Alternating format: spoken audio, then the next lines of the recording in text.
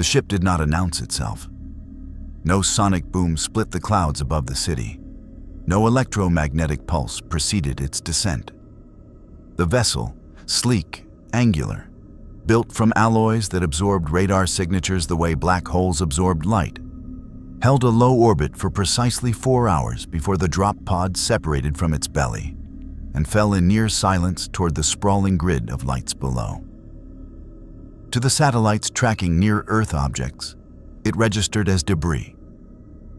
To the air traffic control towers, it simply did not exist. Inside the pod, the hunter waited.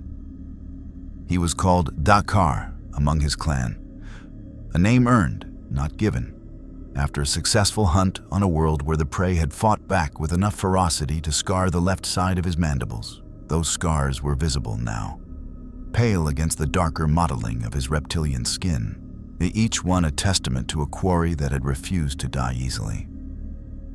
His trophy rack aboard the mothership held skulls from 6 worlds. A 7th would complete his blooding ascension to elite rank. The elders had laughed when he selected this world, a planet they had seeded with challenging prey centuries ago. A backwater experiment in human warrior cultivation that had yielded adequate sport across generations. Adequate, they said. Manageable, they said.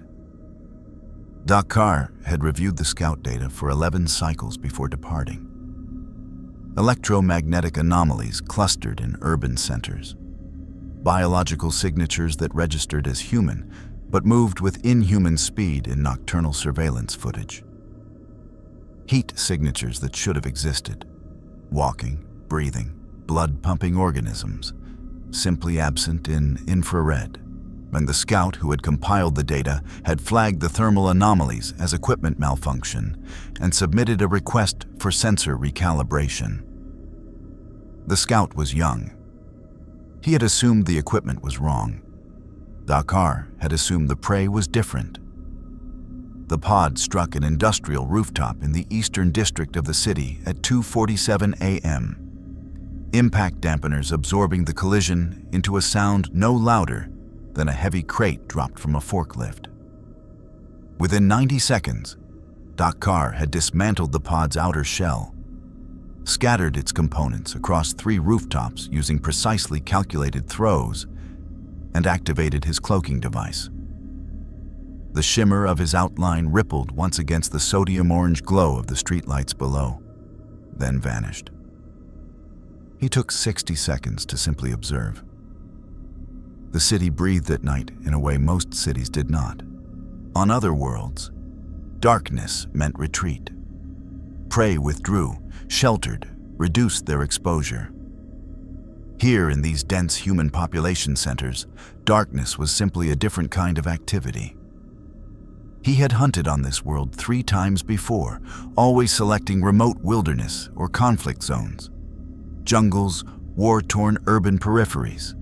Places where the challenge was terrain and desperate human soldiers. Those hunts had been satisfying. Clean. This city felt different. He switched to infrared. The streets below showed human heat signatures moving in ordinary patterns. A man walking a dog, 2 young women leaving a bar, a delivery driver loading boxes. Normal. Readable. Then, at the mouth of an alleyway 40 meters to the northeast, something moved that did not register. Dakar froze. The shape was humanoid, bipedal, and it moved with the fluid economy of a predator. Not the shuffling gait of prey, not the purposeful stride of a working human, but the controlled, deliberate movement of something that had long ago stopped needing to conserve energy because it had never grown tired in the first place.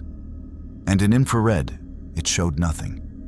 No heat bloom, no thermal gradient. The surrounding air was warmer than the creature walking through it. He shifted to electromagnetic vision. The creature lit up differently here. A faint bioelectrical field, unusual, cycling at a frequency his database had no classification for. Not mechanical, not a suit or implant. Biological, in some fundamental sense, but biological in the way that a fossil was biological. Something that had once been alive and retained the structure of life without the warmth of it. He tracked it for 4 minutes. It stopped beneath a fire escape, looked up at a third-floor window, and then, without apparent effort, without a running start, without any visible mechanism, it simply stepped upward, vertically. Its feet found the brick wall, and it walked up the face of the building the way Dakar might walk across a floor, reaching the window in seconds and slipping inside without disturbing the glass. The hunter's mandibles spread slowly. 6 worlds, dozens of prey species. He had hunted things that breathed methane, things that communicated through electromagnetic pulses, things that could regenerate severed limbs in minutes. He had never hunted something that was, by every thermal indicator, already dead. He dropped silently from the rooftop to the alley below, cloaking holding perfectly, and then crouched where the creature had stood. He pressed 2 fingers to the ground. No warmth, no residual heat transfer from footsteps. He lifted his fingers and examined them in the faint light. Nothing. The creature had stood here and left nothing of itself behind. No scent markers his olfactory sensors could catalog, no cellular residue, no oils. He stood and looked up at the window. If you want to see more crossover battles and unexpected universe collisions, hit that subscribe button and drop the name of a character and universe you'd want to see in the comments below. Let's explore the infinite together. The window was dark now. Whatever had entered had not turned on a light, had not disturbed the curtains, had not done anything a living creature entering a shelter would do, and it had simply disappeared into the building the way a shadow disappears when the light source moves. Dakar reached up and manually adjusted his vision suite, cycling through 4 additional spectrums in sequence. Ultraviolet, deep magnetic resonance, bioluminescent trace, and finally, the rarely used neutrino scatter mode that his clan's engineers had added specifically for detecting life forms in low-energy environments. In neutrino scatter, the creature appeared again, a dim outline on the 3rd floor, moving slowly through what appeared to be a sleeping human. Not attacking, not killing. Something more intimate and more terrible than that. Feeding. He had found the apex predators of this world. And they had been here, hidden beneath the surface of human civilization. For longer than his clan's records of this planet stretched back, the hunt had just become something none of the elders had anticipated. Dakar activated his wrist gauntlet's audio capture, began cataloging frequencies, and started climbing. The 3rd floor of the building was an apartment. Cramped, cluttered, a smelling of cigarette smoke and something older beneath it. Something that Dakar's olfactory sensors cataloged as organic decay, overlaid with copper and a sweetness that had no natural parallel in his database. He came through the window the same way the creature had, silently, cloaking holding, body angled to avoid disturbing the frame. The scene inside confirmed what neutrino scatter had suggested. A young human male was seated in a kitchen chair, head tilted back, eyes half open in a glassy, unfocused expression that Dakar had seen on prey species across 6 worlds. The particular vacancy of something whose higher cognitive functions had been temporarily suspended. Not unconscious, not dead. Something in between, on something chemically induced or neurologically overridden. The man's pulse was visible at his throat, elevated but rhythmic, and at his neck, 2 precise puncture wounds wept slow dark lines that the creature was consuming with an economy of motion that suggested long practice. The creature itself was female, by human biological indicators. Pale, dark-haired, dressed in clothing that suggested wealth or at least careful attention to appearance. She fed without urgency, one hand resting almost gently on the human shoulder, the other braced against the chair back. Her eyes were closed. She looked grotesquely peaceful. Dakar observed for 40 seconds without moving. His combat assessment ran automatically. The creature was approximately 1.7 meters tall, lean but with a suggestion of density in the musculature that did not match its visible frame. The same deceptive compactness he had noted in certain reptilian predators that stored tensile strength in ways that made them appear smaller than their capabilities warranted. No visible weapons, no armor, no technology. The feeding posture was relaxed, which meant either it had not detected him or it did not consider itself threatened.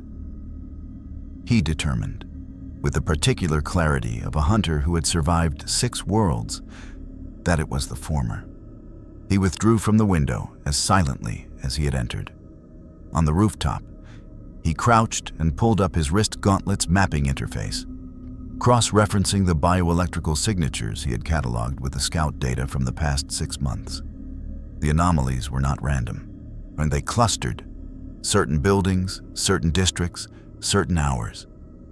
A pattern that, now that he understood what he was looking at, was unmistakably territorial. These creatures had divided the city among themselves. They had infrastructure, organization. Whatever they were not feral. They were civilized predators. His mandibles clicked in something that translated approximately as appreciation. He spent the next 3 hours mapping. Cloaked and silent, he moved across 16 city blocks, cataloging every cold signature he encountered, logging movement patterns, interaction frequencies, territorial boundaries. He counted 43 individual creatures operating within his survey range, which his threat assessment algorithms extrapolated to a citywide population of several hundred at minimum, possibly more. The ones he was not seeing, the ones that remained stationary, the ones in the deep structures below street level where his sensors registered dense clustering of bioelectrical signatures that suggested something like a communal space, an underground. Several things became clear during those 3 hours. First, the creatures operated in visible social hierarchies. The ones he observed moving through the streets with the most confidence, the ones that other creatures gave wide berth to, moved differently. Slower, paradoxically. The truly dangerous ones did not need to hurry. They occupied space with the absolute assurance of things that had not encountered a serious threat in a very long time. Second, the human population was not merely prey. It was managed. He observed creatures interacting with humans in bars, in office buildings, in parked vehicles. Interactions that looked, on the surface, like ordinary human social exchange. But his audio capture, filtering through the ambient noise, picked up subsonic frequencies beneath the spoken words. A vibrational quality that his database flagged as neurological entrainment. The creatures were not just feeding on humans. They were, in some cases, talking to them, influencing them, directing them. Livestock management, his tactical mind supplied, and immediately revised. No, more sophisticated than that. Symbiotic architecture. These creatures had built an entire shadow civilization nested inside the human one. Third, and this was the detail that recalibrated everything. Several of the creatures he observed were carrying weapons. Not the crude projectile weapons of the human military, but blades, specifically, and in 2 cases, weapons he could not immediately classify. Objects that pulsed with that same anomalous bioelectrical frequency he had detected in the creatures themselves. Weapons made from or charged with whatever biological principle animated these things. He filed this observation under unknown threat vector, priority high. At 5:31 a.m., he detected the first sign that his survey had not gone entirely unnoticed. He was crossing the roof of a parking structure when he registered, at the extreme edge of his electromagnetic suite, a signal. Not a scan. Nothing so technological. Something organic, a focused attention that his sensors read as bioelectrical output directed outward, like a searchlight made of neurological energy. It swept the area in a slow arc and passed directly through his position. His cloaking registered no disruption. His heat signature was suppressed. His sound profile was negligible. But something, somewhere below, had paused. He tracked the signal to its source, a figure standing motionless on a fire escape 6 stories below, head tilted slightly upward, absolutely still in the way that only things with no biological need to shift their weight could be. Old. His threat assessment flagged the stillness itself as a danger indicator. Young predators fidgeted. Old ones had learned that patience was a weapon more reliable than speed. The figure stood there for 90 seconds, scanning with that invisible biological searchlight, then descended the fire escape and disappeared into a basement entrance. The car did not move for 4 minutes after it vanished. And then he pulled up his gauntlet interface and began a new file. He labeled it, "Creatures that can almost see me." This was no longer a survey mission. The hunt had terms now, and the first term was that the prey was already aware that something was wrong, even if it did not yet know what. Takar found a deep shadow between 2 ventilation units, settled into a crouch that he could hold for hours without discomfort, and waited for full dark to return. He was patient, all great hunters were. But patience, he was beginning to understand, might not be enough on this world. Beneath the city, in a network of tunnels that predated the modern sewer system by 4 centuries, the Nosferatu knew. They always knew. The clan that the Camarilla's more aesthetically fortunate members called the Sewer Rats, the Uglies, the Hidden. The clan that had turned grotesquerie into power by making themselves so repulsive that the world looked away. And in looking away, revealed all of its secrets. Had 3 separate intelligence reports on the anomaly before the sun had fully risen. Emmett, the eldest Nosferatu in the city's underground network, sat in a chamber lined with monitors displaying feeds from cameras no city maintenance crew had ever officially installed, and read all 3 reports with the particular stillness of a creature that had not been surprised by anything in 160 years. The first report was thermal, or rather, the conspicuous absence of thermal data where thermal data should have been. Something large and biological had moved across 16 city blocks between 2 a.m. and 5 a.m., and the only evidence of its passage was the negative space it carved through the city's ambient heat signatures. Not a vampire. Vampires left cold signatures in infrared. This left nothing, a void that moved. The second report was acoustic. Emmett's network of ultrasonic microphones, tuned to frequencies human ears could not detect, had captured something extraordinary. At 3:17 a.m., in the vicinity of the Tremere Chantry's outer boundary, a series of sounds had been recorded that matched no known mechanical or biological source in the database. Clicks and tonal sequences, complex and clearly structured, and the unmistakable architecture of language without any of the phonemes of any language spoken on Earth. The third report was the most unsettling. It had come from Gristle, a young Nosferatu who ran surveillance on the eastern docks. And it was a single image. A photograph taken by a motion-triggered camera mounted on a rooftop water tower. The image showed nothing. Or rather, it showed an almost nothing. A distortion in the air, subtle enough that human eyes would have dismissed it as lens aberration or atmospheric shimmer. But Nosferatu eyes were not human eyes, and Emmett had been looking at surveillance footage for a century and a half. and what the image showed was the outline of something crouching, something large, something that was not there and was also unquestionably there, simultaneously, in the way that only things with very sophisticated technology could manage. Emmett transmitted a single encoded message upward through the Nosferatu network to the surface, flagged for immediate harpy relay to the prince's office. The message read, "We have a visitor. It is not one of ours. It is not human. It is hunting us, and it is very good at it. Convene." Prince Aldrich Voss received the message at 6:04 a.m. in his penthouse office on the 42nd floor of a building he officially owned through 7 layers of shell corporations. He was 190 years Kindred, a Ventru of considerable age and considerably more political acumen.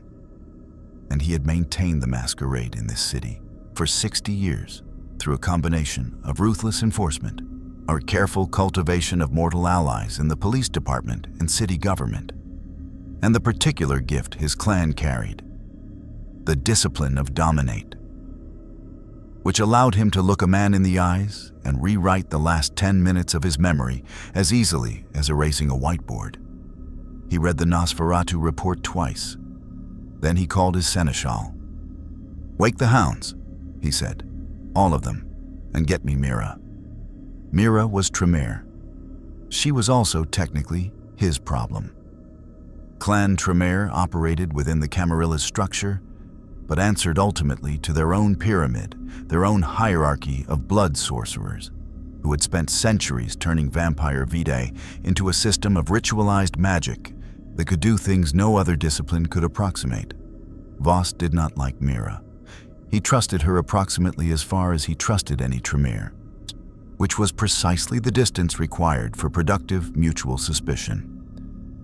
But tonight, this morning, he needed her. Because whatever the Nosferatu had found, it had a technology that could defeat infrared detection and move through a city of several hundred vampires for 3 hours without being identified. That was not a problem his hounds could solve alone. That was a problem that required blood magic. Mira received the summons and the attached intelligence file in the subterranean chantry that Clan Tremere maintained 3 stories below a historical society building in the city's oldest district. She read it standing, still wearing the ritual vestments from the evening's thaumaturgical work, a half-drained goblet of vitae cooling on the stone table beside her. She read it twice, as Voss had. Then she smiled.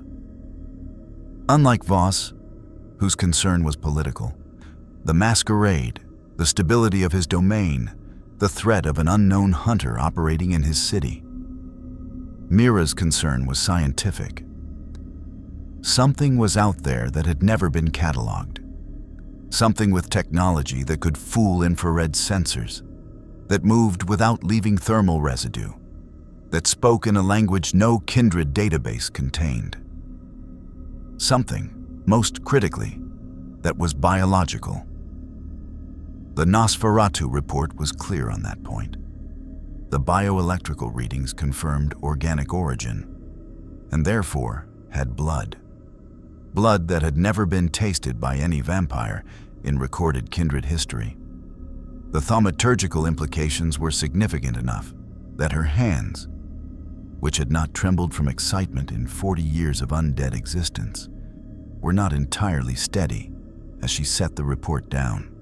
She began preparing a ritual of locate, not the standard application, which tracked Kindred vitae, but a modified version she had spent 3 years developing that could lock onto any sufficiently anomalous bioelectrical signature. The unknown entity had been active enough during its nocturnal survey to leave trace resonance in the city's ambient magical field, faint but present. The way a large stone dropped in still water left ripples that persisted long after the initial impact. She would find it before the Hounds did. And she would find it before the Sabbat did. Because the Sabbat had their own intelligence networks, and if they reached the entity first, the opportunity for study would be replaced by the opportunity for catastrophic violence, which was the Sabbat's preferred methodology for encountering anything they did not immediately understand. 3 floors above her, in the building's public reading room, the morning staff were unlocking the doors for the day's first researchers. 3 floors below, Mira began to trace the outline of something that had never existed in this world before. Her fingers moving through patterns of blood and intention. The ritual humming to life in the cold stone chamber, like a compass needle swinging toward true north. Whatever was out there, it had made the mistake of leaving footprints in the invisible world. And Mira had spent her entire undead life learning to read exactly that kind of footprint. The Sabbat found him first. This was, in retrospect, predictable. The Sabbat did not have Mira's thaumaturgical precision or the Nosferatu's intelligence infrastructure. What they had was numbers, aggression, and the particular advantage of being the faction least concerned with subtlety. A pack of 7 operating in the city's industrial district did not need to locate Dakar through ritual magic or surveillance networks. They needed only to notice that something in their territory had been disturbing the ambient atmosphere in ways that made the hair on their stolen bodies stand upright, and then move toward the disturbance with the straightforward enthusiasm of creatures that had spent decades treating violence as both occupation and recreation. The pack called themselves the Fractured Crown.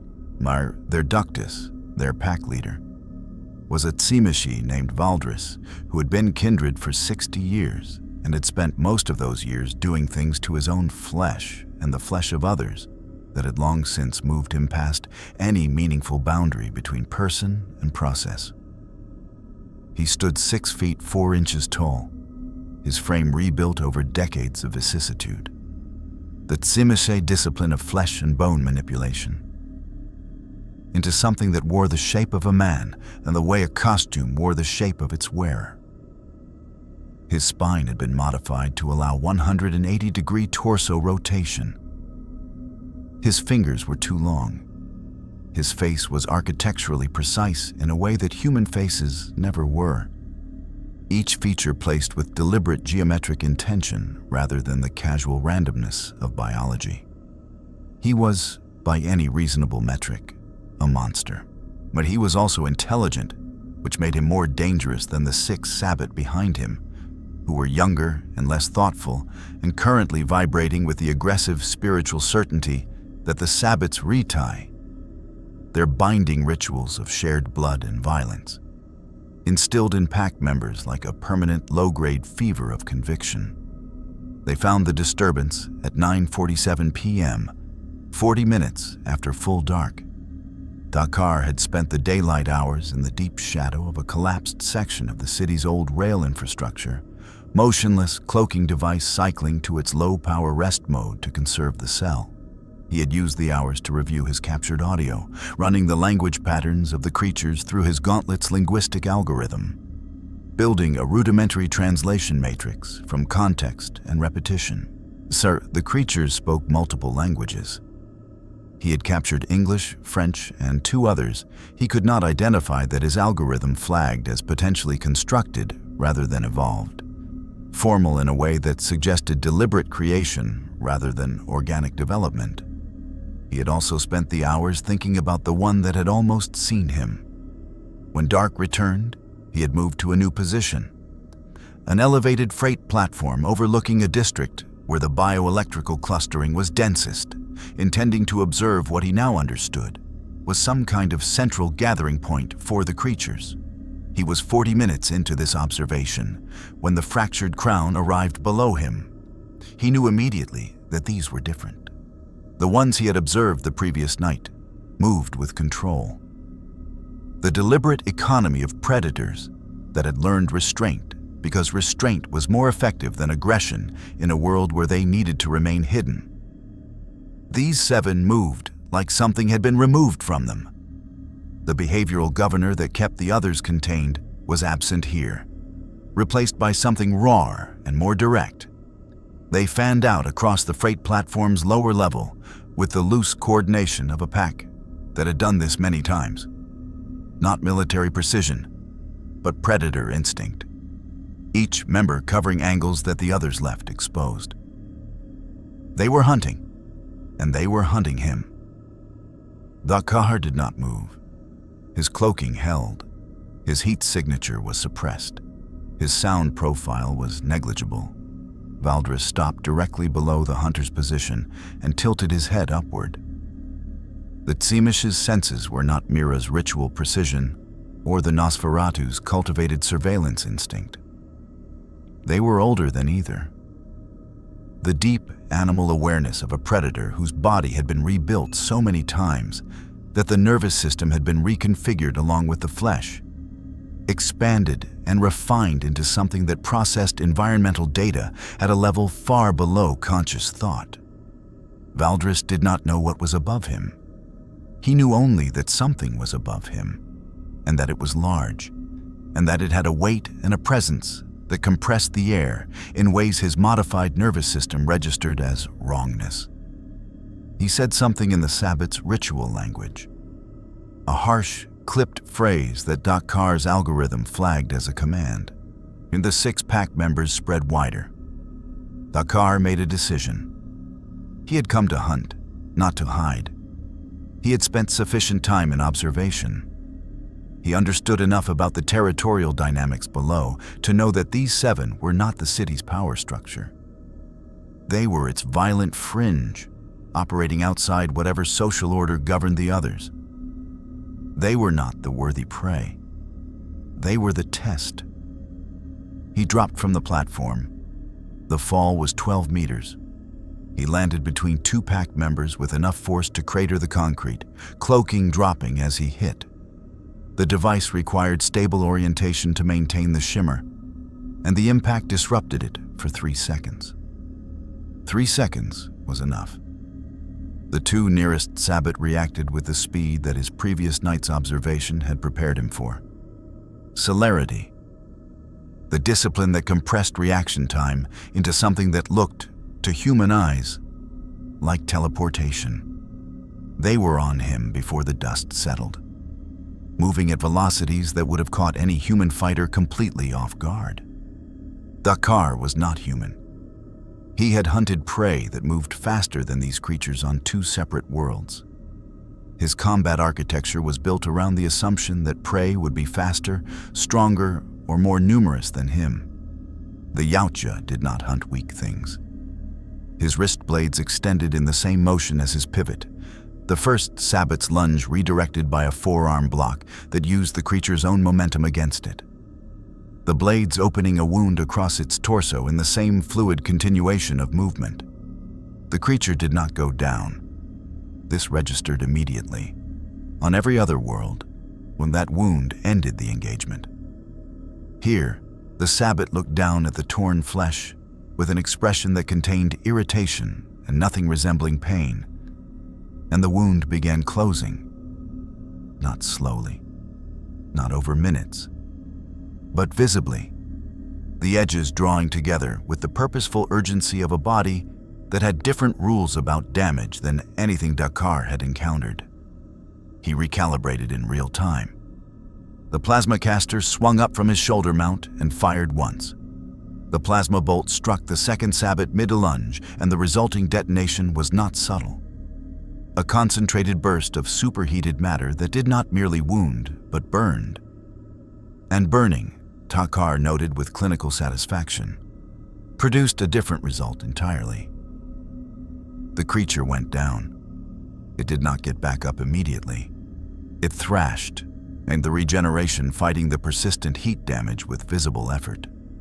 Fire. Retained information. Fireworks. Vadrth had not moved during this exchange. He stood at the edge of the engagement, watching, his rebuilt face arranged in an expression of pure, analytical attention.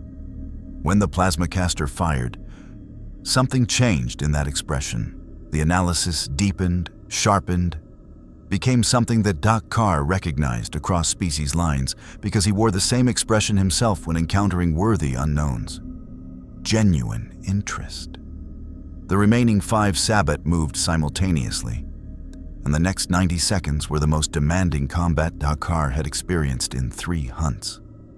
Not because any individual attacker was beyond his capacity, but because the combination of celerity-enhanced speed, potence-enhanced strength, and the creature's fundamental indifference to wounds that would have ended any other fight created a combat calculus unlike anything his training had modeled.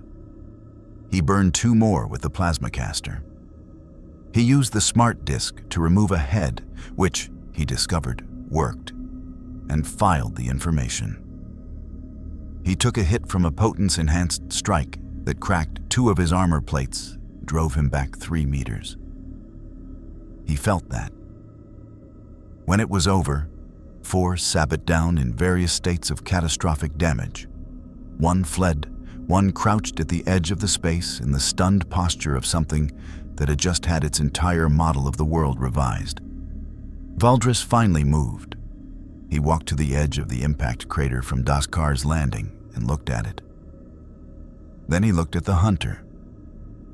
His modified eyes took in the alien physiology, the technology, the damage his pack had done, and the damage done in return, and he spoke, in English, carefully, each word placed with the deliberateness of someone using a language as a tool rather than an instinct.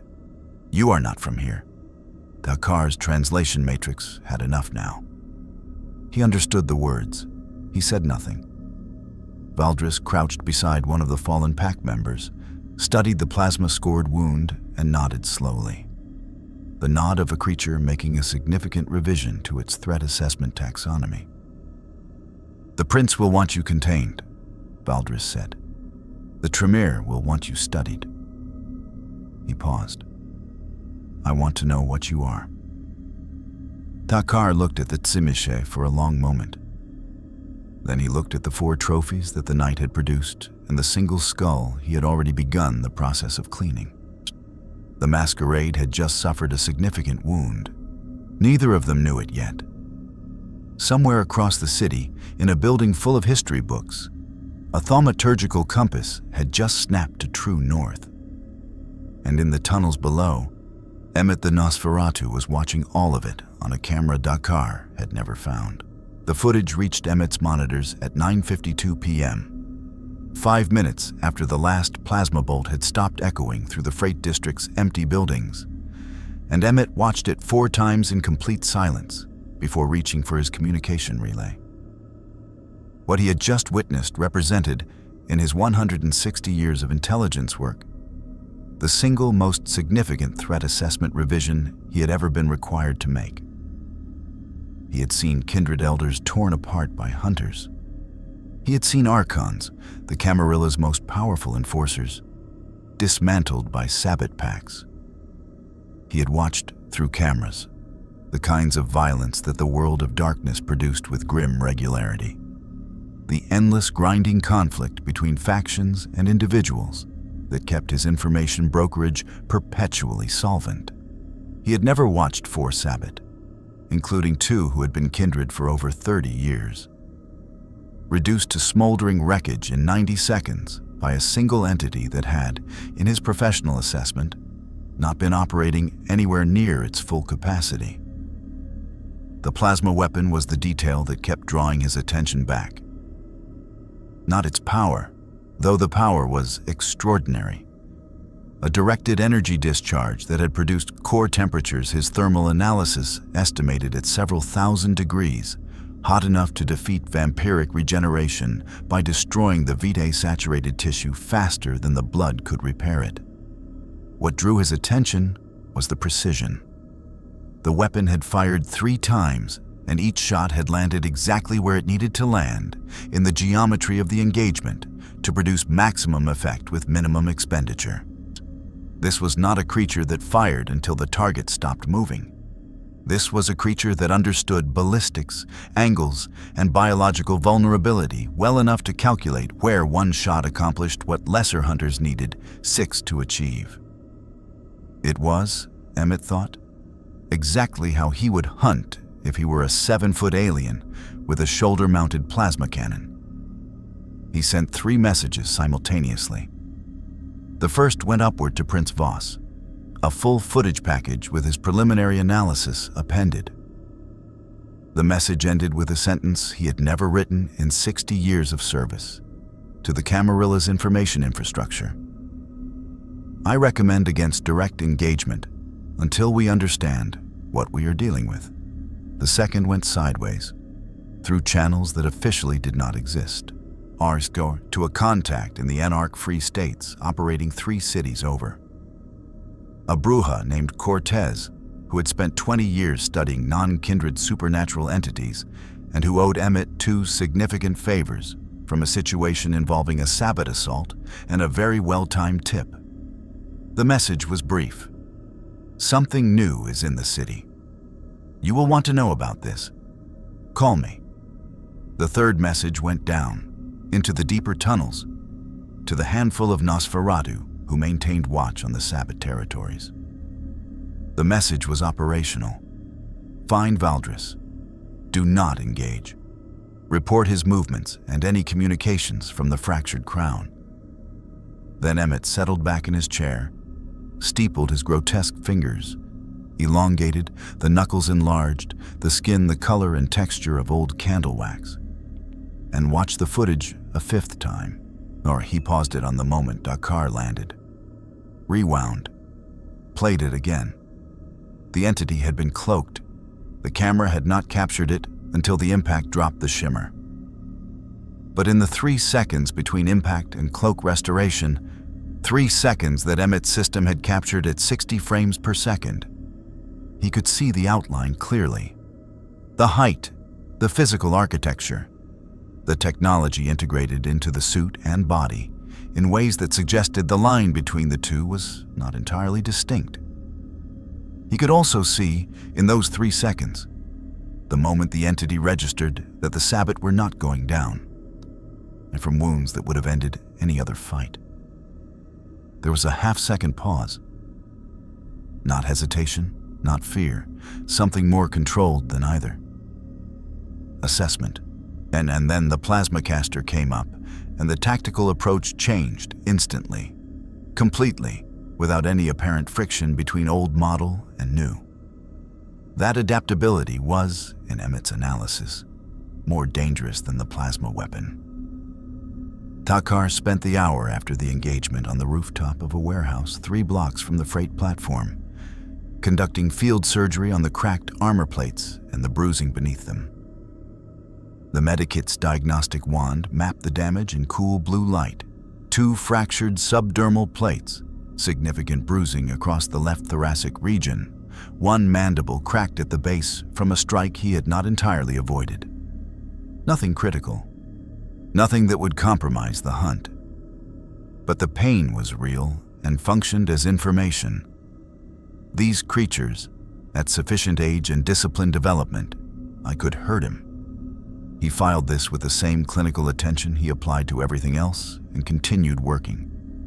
The smart disc had returned to his hand after removing the Sabbat's head, and he examined it now, checking the edge geometry, the return balance, the micro-abrasions from the impact. The blade had passed through the creature's neck without significant resistance, which confirmed that the physical decapitation was effective regardless of the regenerative capacity. And cross-referenced with the fire data produced a preliminary vulnerability profile. Persistent thermal damage and structural decapitation were reliable termination methods. The plasma wounds that did not kill had still incapacitated significantly, buying combat time even when they did not end the engagement. He was building a manual, as he always did. Every hunt produced a manual. He thought about the Tsimish. Vadrth had not attacked during the engagement. He had watched, assessed, and then spoken, in the prey species language, carefully, treating the communication as important. The other Sabbat had been weapons. Vadrth had been a mind. The distinction was significant. And his final question, "I want to know what you are," had been genuine. Not a threat, not a prelude to attack, genuine inquiry. Dakar had, in 3 previous hunts on this world, encountered humans who asked questions rather than shooting. Those individuals had invariably been more dangerous than the ones who shot first. Not physically, but strategically. They were the ones who turned information into leverage. He added Vadrth to a separate file from the general prey population. The file was labeled Mines Worth Monitoring. At 11:15 p.m., his electromagnetic suite registered something new. A focused pulse moving through the city's ambient field like a sonar ping, methodical, sweeping, bioelectrical in origin, but structured with an intentionality that distinguished it from the passive auspex scan he had detected the previous night. This was active, directional. Someone was not just sensing the ambient environment, they were running a targeted search pattern. And it was centered on his position. He moved immediately, dropping from the warehouse roof to the alley below, changing direction twice before settling into a new position in the basement level of an abandoned commercial building. The pulse swept through his previous location 30 seconds after he vacated it, and hesitated. He could read the hesitation in the signal's modulation, the frequency shifting as it recalibrated, and then began moving toward his new position at a pace that was slower than his relocation, but disturbingly purposeful. It knew he had moved. It was tracking the residue of his passage rather than his current position. He thought about the Tsimishi's words. The Tremere will want you studied. He pulled up the map of bioelectrical clustering he had built the previous night and found the location that registered most distinctly as a source of structured, intentional energy rather than the ambient output of simply existing undead. A building in the old district, dense with a particular resonance that he had learned in one night to associate with deliberate power use rather than passive presence. And that was where the search pulse was originating. He looked at the pulse. He looked at the map. He looked at the medikit still in his hand, the repair work 3/4 complete. Then he looked at the trophies from the freight platform engagement. 4 skulls in various states of preparation. The beginning of a collection that would, by the end of this hunt, tell a story that no Yautja elder had ever heard. The ones who studied things. The ones with blood magic and ritual and the patience to run a search pattern across an entire city rather than simply sending warriors. In his experience, across 6 worlds, the most dangerous prey was never the strongest. It was the ones who treated every encounter as data collection. He needed to understand them before they understood him. Dakar finished the armor repair, stowed the medikit, and then began moving toward the old district. Not fleeing the search pulse, not confronting it, but moving parallel to it, matching its pace, letting it lead him toward its source while it believed it was leading him away. The hunter had become, for the moment, the one doing the following. It was, in the oldest Yautja tradition, exactly how you learned the terrain. The Tremere Chantry's outer ward was the first thing that stopped him. Not physically. There was no wall, no gate, no visible barrier of any kind between the historical society building's unremarkable exterior and the rest of the city block. What stopped Dakar was subtler and more alarming. His electromagnetic suite registered a boundary, a precise line in the ambient field, running along the building's perimeter at a depth of approximately 2 meters below the surface and extending upward beyond the range of his vertical sensors, where the quality of the energy changed. Inside the boundary, the field was dense, structured, layered. The accumulated resonance of decades of ritual work, saturating the physical environment the way water saturated a sponge. Outside it, the city's ambient field was comparatively thin and chaotic. He had encountered planetary defense grids. He had encountered electromagnetic shielding on spacecraft. He had never encountered a defense system that was organic, non-mechanical, and apparently woven into the physical matter of a building over an extended period of time rather than installed. He stopped 2 meters from the boundary and crouched, examining it. The search pulse that had been tracking him across the city had originated from within this boundary. It had swept outward, done its work, and retracted. And now the field inside the perimeter was quiet in the particular way that quiet things were quiet when they were paying attention. He had the distinct impression that whatever was inside the building knew he was standing at its edge. He did not cross the boundary. Instead, he circled the building's perimeter at a distance of 5 meters, cataloging the field's characteristics, mapping its thickness and composition at each point. It was not uniform. There were thinner sections, places where the layering was less dense, possibly where the ritual work had been less thorough or had degraded over time. Not weak enough to represent a meaningful entry point, but weak enough to represent information. The building had been warded by something powerful, but not omniscient. It had been warded by a creature that was very good at what it did, but had finite time and attention. He was completing his 3rd circuit when the door opened.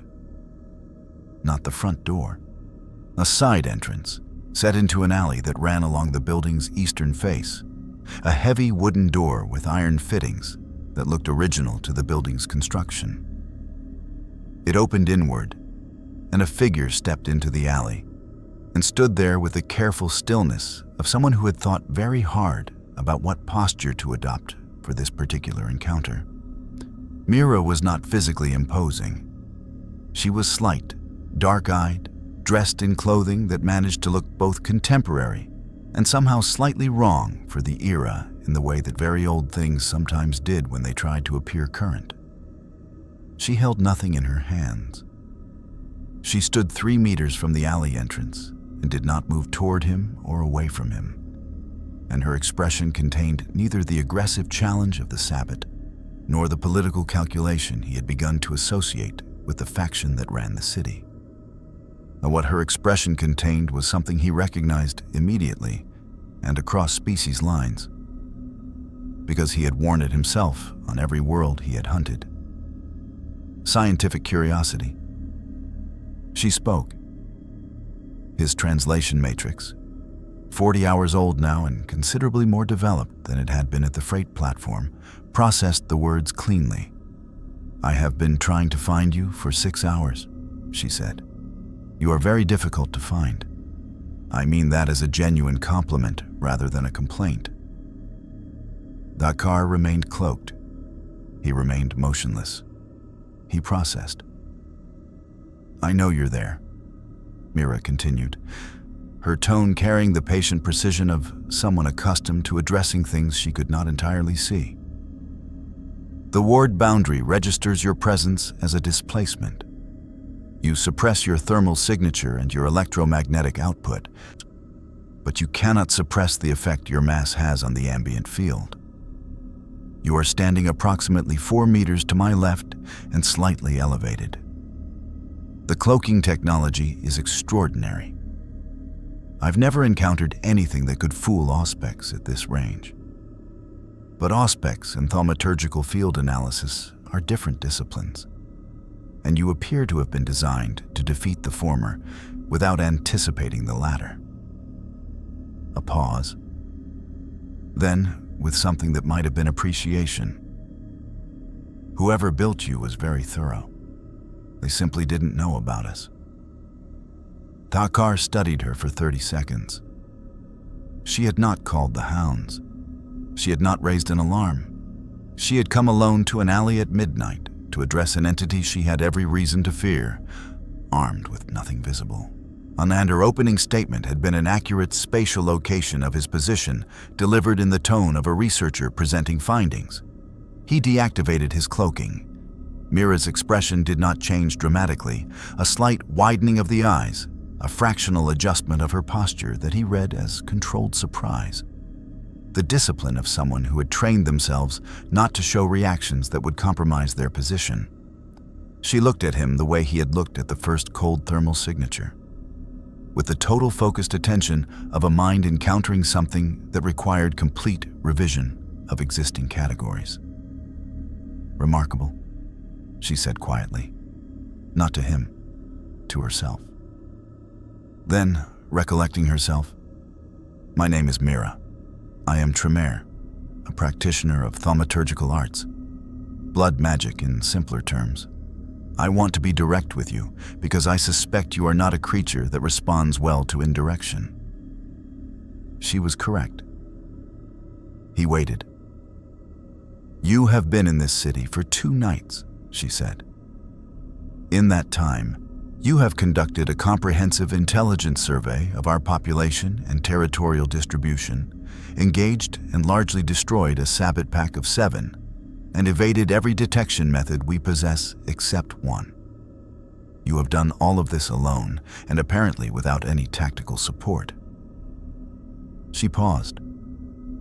I want to know what you are. I want to know where you come from. And I want to offer you something in exchange for that information. Because I suspect that what you want, what you are here for, is something I can help you achieve more effectively than you can achieve it alone. Dakar's translation matrix was good, but not perfect. Though he understood approximately 80% of her words with confidence, and inferred the remainder from context and tone. He understood enough. He studied her again. The bioelectrical output she was producing was substantial, more than the other creatures he had observed, structured differently, carrying the intentionality of directed power rather than simply the passive output of existing. She was not producing it aggressively. She was, if anything, keeping it suppressed, showing him a fraction of what she had, deliberately, the way a creature that understood negotiation showed enough to establish credibility without showing enough to establish threat. She was, he decided, the most sophisticated entity he had encountered in this city. He opened his wrist gauntlet's audio output and played back a sequence of English phrases his algorithm had constructed from 40 hours of captured speech. Rough, tonally imperfect, the syntax occasionally inverted in ways that reflected Yautja linguistic structure rather than human grammar, but comprehensible. You track me with blood magic, he said. Others track me with senses. Neither has caught me. Mira's controlled expression broke, briefly, into something genuinely delighted. You learned our language in 2 days. Enough of it. That is, yes. She gathered herself. That is exactly the kind of capability I expected from something that has operated the way you have. She took one careful step forward, and he noted she did so slowly, visibly, without any of the celerity-enhanced movement he had observed in others. A deliberate choice, he understood, to demonstrate non-aggression through physical predictability. The city's prince once you contained. The Sabbat, what remains of the pack you encountered, wants revenge or possibly to study you. With the Sabbat, the distinction is often academic. The Nosferatu know everything and are currently selling that knowledge to whoever pays most. She paused. I want something different. I want to understand you, and in exchange, I can offer you something none of the others can. He waited. There are older things in this city than the prince, she said. Things that have been here long enough that even we consider them ancient. Things that have never been hunted because nothing that has ever existed in this world was capable of hunting them. She let that settle. I know where they sleep. I know what they are. And I know that whatever brought you here, whatever purpose drives a creature of your capability to a city full of the undead, it is not the ones you have already found. The mandibles spread slowly. She had read him correctly. The Sabbat pack had been a test, acceptable prey, meaningful data, but not the summit of what this city contained. He had known, from the first night, from the density of the bioelectrical clustering beneath the streets, from the age he could read in the stillness of the oldest ones he had observed, that this city contained things that the visible population treated with a deference that went beyond political hierarchy, something below, something old, something that the rest of them feared. "You know the location," he said. "I know several locations," Mira said. "And I know something more important. I know what it would take to wake one. Because something sleeping for centuries does not make for a worthy hunt." A pause, precisely calibrated. "Wouldn't you agree?" Dakar looked at her for a long moment. Then he looked at the ward boundary running along the building's perimeter, at the layers of accumulated ritual work woven into the physical matter of the stone, at the extraordinary density of structured power she had built here over decades of careful, patient, meticulous work. She was, he decided, the most dangerous thing he had encountered in this city. Not because she could hurt him, but because she was right. He did not enter the chantry. This was the first thing Mira noted, and she noted it with the careful attention she applied to all significant data points. The entity had listened to her proposal, had responded with enough engagement to confirm genuine interest, and had then declined the implicit invitation to continue the conversation inside the building. With a stillness that communicated across every species barrier between them, an absolute unwillingness to enter a space that belonged to someone else on their terms. She respected this. She had expected it. She had, in fact, prepared for it. They spoke in the alley for 2 hours instead. Mira leaning against the building's eastern wall with her arms loose at her sides, Dakar crouched at the alley's far end in a posture that kept 3 clear exit routes accessible, the space between them functioning as a negotiating table made of night air and mutual wariness. She provided information in measured increments. Watching each piece land, reading his responses, he was not expressive in any way she could map onto human or kindred behavioral frameworks. But the mandibles were a readable instrument once she understood that their spread indicated engagement and their compression indicated threat assessment, and calibrating the next piece accordingly.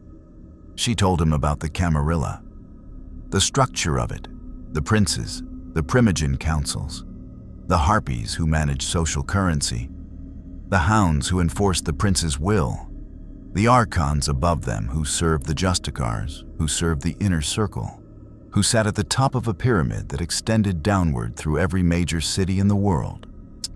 An organization that had been running continuous operations for over 1,000 years, that had infiltrated every level of mortal government and institution, that maintained its existence through the single most successful information suppression campaign in human history. She told him about the Masquerade, not as a rule, but as an engineering achievement. The systematic elimination of every piece of evidence, every witness, every photograph, every anomalous data point that might allow the mortal world to construct an accurate picture of what lived alongside it. The sheer scale of the maintenance required. The army of ghouls, blood-bound mortals who served kindred masters in exchange for small amounts of vitae that extended their lives and enhanced their capabilities. Who did the daylight work that kindred could not? She watched him process this information about the ghouls with particular attention. His response was not what she expected. "The humans who serve them," he said, his constructed English carrying the flat precision of someone translating from a language with different emotional registers. "They choose this. Some choose it willingly," Mira said carefully. "Some are given little meaningful choice. The blood bond, the condition produced by drinking kindred vitae repeatedly, reduces independent volition significantly. It is functionally a form of addiction with loyalty components." A pause that she had learned to read as processing rather than silence. "They are made into servants through the blood. Yes, and used as barriers, as shields, as in combat." Here was the fault line she had identified from the freight platform footage. the moment in the engagement where the hunter's tactical choices had shown a consistent pattern of avoiding the human bystanders entirely, navigating around them, restricting weapon deployment when they were proximate. Not collateral damage avoidance in the way a tactically sophisticated combatant avoided it. As a resource management consideration. Something else. Something that looked, if she was reading it correctly across the vast species gap, like a principle. "The Sabbat pack you destroyed," she said. "They had 3 ghouls stationed at the freight platform's perimeter. You did not engage them." They were not prey. They were the pack's first line of warning. Eliminating them would have simplified your engagement. "They were not prey," he repeated, and the compression of the mandibles this time was not threat assessment.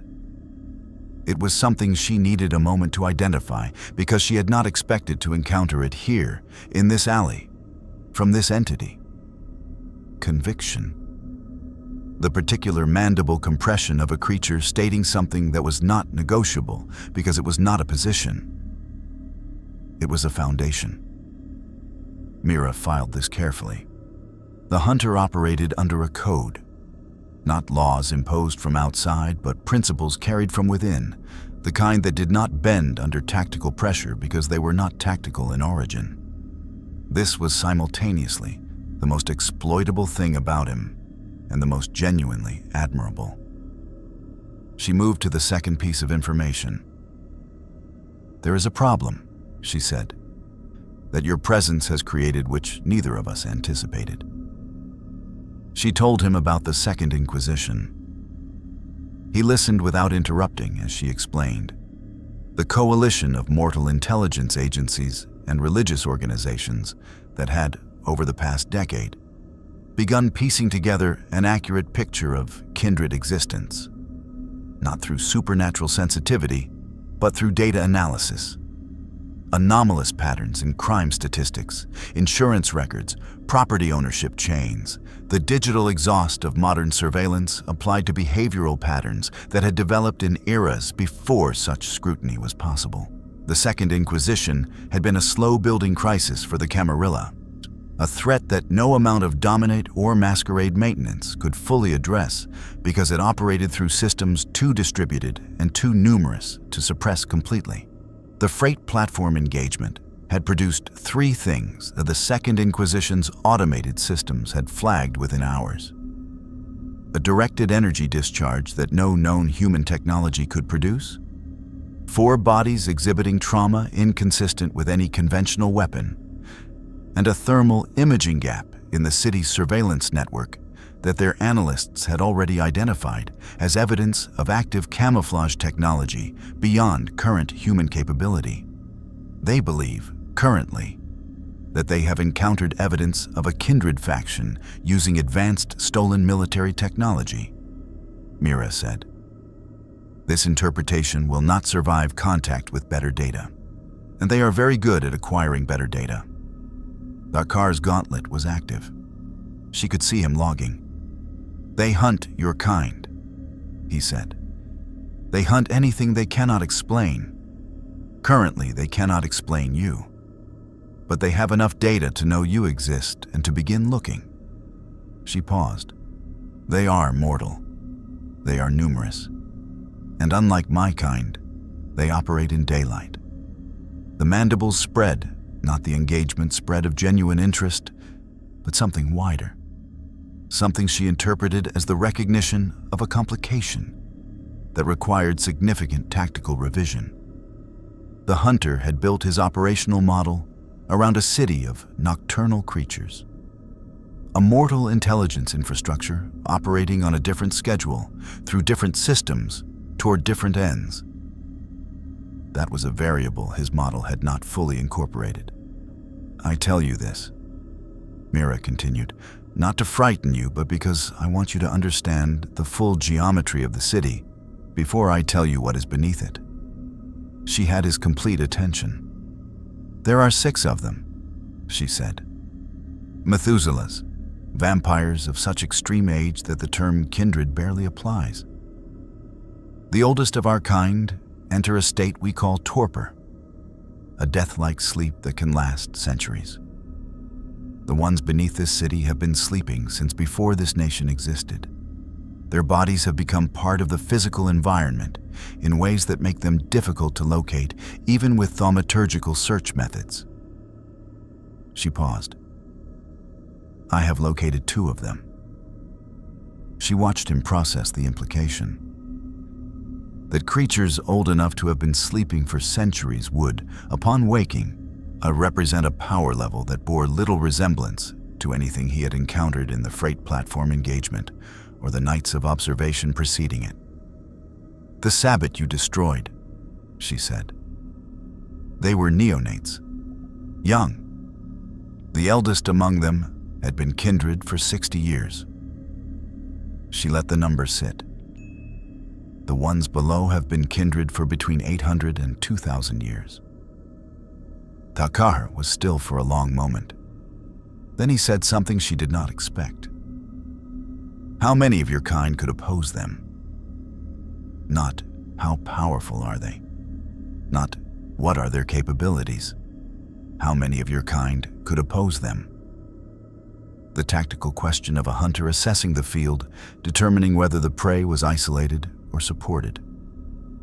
In this city, she considered honestly, Prince Voss, myself, and perhaps 3 elders.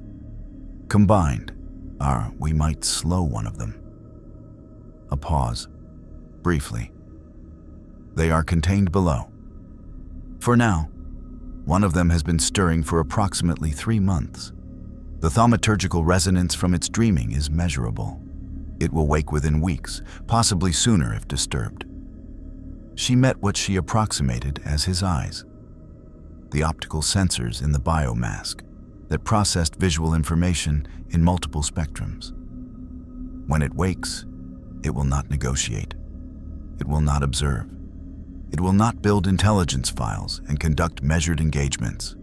It will simply begin consuming and restructuring everything above it according to appetites that have been building for 8 centuries. The alley was quiet for a moment that stretched.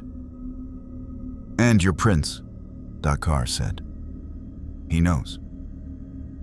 He knows. He is currently more concerned with you. The mandibles clicked, a sound she had not heard before, short and sharp, that her instincts filed as the Yautja equivalent of dark amusement. Then he is a fool, the hunter said. Mira smiled for the first time in the conversation. Genuinely, not the controlled social performance she deployed in Camarilla politics, but the real thing, brief and unguarded. Yes, she said. He is. Which is why I am in this alley, and he is in his penthouse reorganizing his hounds to chase something that cannot be caught, while something genuinely catastrophic prepares to wake beneath his feet. She pushed off from the wall. I am not asking you to protect this city, she said. I am not asking you to serve the Camarilla or submit to the prince's authority or participate in our politics in any way. I am asking you to consider that the most worthy prey in this city is not the one currently hunting you. A pause. I am asking you to think about what a creature that has been accumulating power for 800 years, in the dark, alone, looks like when it finally opens its eyes. She went back inside. The door closed. The car remained in the alley for a long time, the city moving around him in its layers. The mortal surface, the kindred architecture beneath it, and below that, in the deep stone, something old and patient and vast, dreaming of hunger. He pulled up his mapping file and opened a new overlay. He labeled it, The Real Hunt. Prince Voss mobilized the Hounds at midnight. There were 5 of them, his personal enforcement unit, each selected for a combination of combat disciplines and absolute loyalty.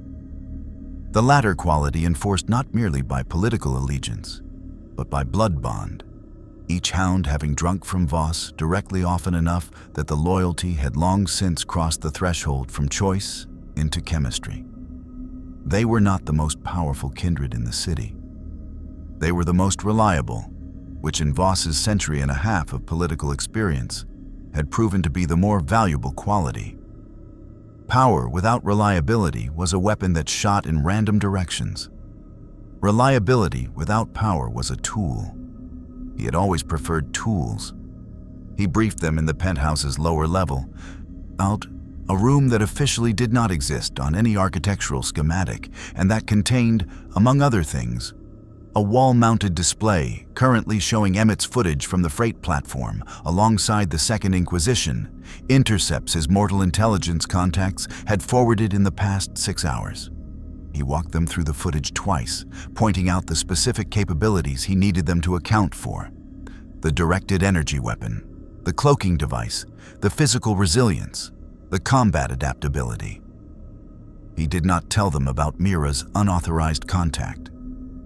He had learned about it 40 minutes after it happened through a Nosferatu relay, and he had experienced the particular cold fury of a prince discovering that a Tremere in his city was conducting independent operations on a matter that fell squarely within his domain authority. He had not acted on the fury immediately. Acting on fury was how princes lost cities. Instead, he had filed it, precisely, in the mental architecture where he kept things that required resolution after the immediate crisis was managed. The entity is to be located, surrounded, and subdued if possible, he told the Hounds. If subdual is not possible, drive it toward the industrial waterfront. I have made arrangements. The arrangements were a temporary alliance with 3 Nosferatu elders who had agreed, for a significant political concession, to provide underground route denial, sealing the tunnel networks beneath the target area to prevent the entity from going to ground, combined with a perimeter of 12 armed ghouls equipped with weapons Voss had spent considerable resources acquiring from a Second Inquisition contact who did not know he was a vampire. Incendiary rounds. The thermal damage principle, which every kindred understood viscerally, and which Emmett's analysis had confirmed was also effective against the entity, made fire the common currency of this particular crisis. It was, Voss thought, a reasonable plan. He had not accounted for Cortez. The Brujah arrived in the city at 11:30 p.m. in a vehicle that had been modified with a particular attention to functionality over aesthetics that characterized Anarch culture. Fast, anonymous, in carrying in its trunk a collection of equipment that represented 20 years of fieldwork studying non-kindred supernatural entities. Cortez was not physically remarkable by kindred standards.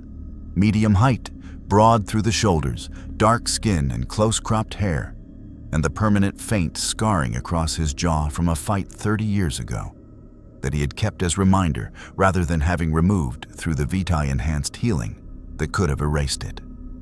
What was remarkable about Cortez was his mind, which operated with a particular combination of academic rigor and street-level pragmatism that 20 years in the Anarch Free States produced in the ones who survived long enough to develop it. He had read Emmett's intelligence package 3 times during the drive and had arrived at conclusions that differed significantly from Voss's. Where Voss saw a threat to be contained, Cortez saw contact to be made. Where Voss saw a masquerade breach to be managed, Cortez saw evidence that the masquerade's fundamental premise, that kindred were the apex of the supernatural hierarchy, and that managing mortal awareness was therefore sufficient to ensure kindred survival, had just been stress-tested by something from entirely outside its assumptions and had, in Cortez's assessment, failed. He found Emmett through channels that the Nosferatu had provided specifically to allow exactly this kind of independent contact, and they met in a tunnel junction beneath the old financial district at midnight.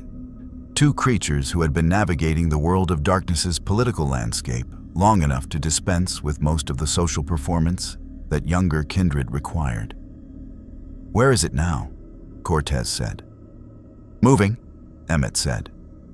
"Eastern Industrial Corridor, heading generally northeast. It spent 2 hours near the Tremere Chantry." A pause waited with Nosferatu implication. Mira went outside to speak with it. Of course she did. Cortez processed this. The prince's hounds are mobilizing. Departed the penthouse 14 minutes ago. Cortez ran the geometry mentally. The hounds likely intercept routes. The entity's current movement vector, the waterfront, which Emmett's intelligence had identified as the prince's containment target. He looked at Emmett with the directness of someone who had long since stopped having the patience for indirection. Can you get a message to it before the hounds make contact? Emmett's grotesque face arranged itself into something that might have been a smile on a less architecturally challenging canvas. I have had a camera within 12 meters of it for the past 3 hours, he said. It has not found the camera, but it has found 9 others. A pause. It left them intact. Cortez considered this. The entity had found surveillance devices and chosen not to destroy them. Either it did not consider them threats, or it understood that destroying them would communicate information about its detection capabilities that it preferred to withhold. Either interpretation pointed to a sophisticated operational mind rather than a purely reactive combatant. It knows it's being watched, and it's letting itself be watched, Cortez said. It's using the surveillance network as a communication channel. That is my interpretation also, Emmett said. Cortez stood. Then let's communicate. Dakar found the message at 12:23 a.m. He had been aware of the camera for 6 hours. A small device mounted beneath a fire escape bracket, civilian-grade connected to a network he had traced through signal analysis to an underground hub that his mapping identified as Nosferatu territory. He had left it intact deliberately, for exactly the reason Cortez had inferred. A surveillance network that knew he knew about it was a potential communication channel, and communication channels were more valuable than the tactical advantage of destroying them. The message appeared on a small screen mounted beside the camera. A secondary device he had not noticed because it had been inactive until now.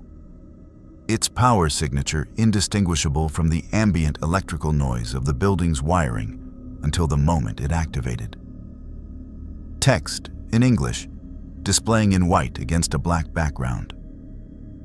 It read, "The Prince's hounds are 4 blocks south moving north. There are 12 armed humans at the waterfront. I am not with the prince. My name is Cortez. I want to talk. I am in the alley beneath this camera. I have come alone. I know you can verify this." Dakar swept the alley in 3 vision modes before moving. The Brujah was alone, as stated. Standing in the open, no weapons visible, or no celerity tension in the body posture that would indicate preparation for sudden movement. 40 meters south, his bioelectrical sweep confirmed a group of 5 Kindred moving in coordinated formation, the structured spacing of a trained unit. Beyond them, at the waterfront boundary, 12 human heat signatures clustered with the disciplined stillness of armed professionals in a prepared position. He came down from the rooftop and decloaked 4 meters from Cortez.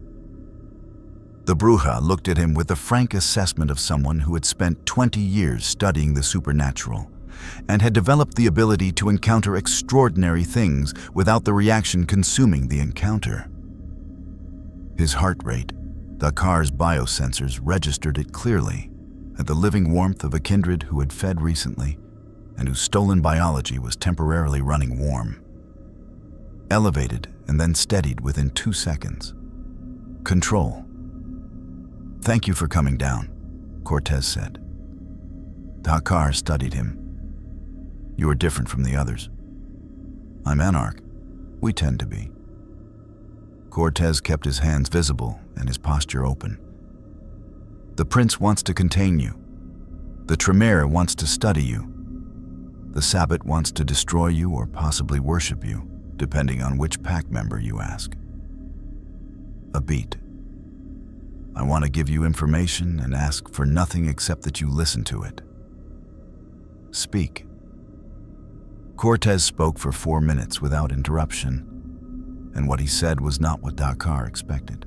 He did not talk about the Methuselah. Mira had covered that ground. He did not talk about the prince's containment plan. The Hounds' approach made that self-evident. What Cortez talked about was the ghouls at the waterfront. 12 of them, armed with incendiary weapons, positioned in a kill zone designed around fire-based damage. 12 humans who had been blood-bonded into service, who were operating under compulsion that reduced meaningful autonomous choice to a fraction of what they had possessed before their first drink of Kindred vitae, who were standing in a waterfront kill zone because a prince had decided their lives were acceptable tactical expenditure in a containment operation. They had no real ability to refuse. "They're not soldiers," Cortez said. "They're accountants, security guards, a former police officer, a graduate student. The people who took one drink from the wrong vampire and ended up here." He held Dakar's gaze steadily. "I watched the freight platform footage. I saw how you moved around them. I want you to know what they are before this engagement happens." Dakar was still for a long moment. The Hounds were 2 blocks south now. The window for this conversation was closing. "You tell me this," Dakar said, "and ask nothing." "I tell you this and ask nothing," Cortez confirmed. "What you do with it is yours." A pause. "But I'll also tell you, and this one I'm asking you to consider seriously. The thing beneath this city is going to wake up. Mira told you. I know because Emmett told me. When it does, the prince will not be able to stop it. The Sabbat will try to serve it. And every blood-bonded human in this city becomes leverage it will use without hesitation." He paused. "You are the only thing in this city that it has never encountered before. That matters." The Hounds turned the corner at the block's end, spread formation, and stopped. In the sudden geometry of the encounter, 5 Kindred enforcers in a prepared intercept position, 12 armed ghouls at the waterfront perimeter behind, a Brujah standing openly beside him, and 4 blocks in every other direction, the sleeping city going about its mortal business entirely unaware. Dakar made 3 simultaneous decisions. The first, the ghouls at the waterfront would not be engaged. He would find another route. The second, the Hounds were between him and that route, and the Hounds had chosen to serve a prince who used blood-bonded humans as tactical expenditure, which placed them outside the category of the unarmed and unwilling. The third, Cortez had come alone and asked for nothing, which in Dakar's experience across 6 worlds was the rarest and most reliable indicator of genuine intent. He looked at the Brujah. "The underground routes, the ones the small ugly ones have sealed?" Cortez blinked, then his mouth curved. "Emmett sealed the main ones. I know the secondary network." A pause. "It'll take us directly beneath the Methuselah's location." Dakar's plasmacaster swung up to its active position, aimed at the Hound formation. "Show me," he said. The Hounds did not advance. They had seen the freight platform footage. They were reliable rather than powerful, and reliability included the accurate assessment of situations where advancing was not the reliable choice. Cortez moved to a maintenance hatch 20 meters east and pulled it open. The tunnels below exhaling cold air that carried beneath the mineral smell of old stone and groundwater. Something else, something ancient and organic and wrong. The biological resonance of something vast that had been sleeping for a very long time and was, in the deep architecture of its ancient nervous system, beginning to stir. Dakar followed the Brujah into the dark. Above them, in his penthouse, Prince Voss received the report that his containment operation had failed, and that his hounds were standing in a street watching a maintenance hatch close, and he felt the cold fury return. Colder this time, more settled. The kind that did not need to express itself immediately because it had all of eternity to find its resolution. Below, in the dark, something old exhaled. The tunnels beneath the city were a geological record of everything the surface had forgotten. Cortez moved through them with the ease of someone who had spent considerable time in spaces that the world of darkness produced in abundance. The hidden architectures, the sub-basements and forgotten cisterns and colonial-era infrastructure that every old city accumulated like sediment, layer upon layer of human construction descending into the earth until the layers old enough to predate documentation became indistinguishable from natural formation. He carried a light source, a compact device that produced a narrow beam without the broad, ambient glow that would have been visible from a distance. And he moved with it held low, illuminating the immediate path rather than the surrounding space. Thakahar did not need the light. Sucked in bioluminescent trace mode, the tunnels were extraordinarily readable. Every surface carrying the residue of passage, biological and otherwise. The accumulated information of centuries compressed into a visual field that his optical sensors could parse with the detail of a written record. He could see where Nosferatu had traveled, their distinctive bioelectrical residue marking regular routes worn into the stone like invisible footpaths.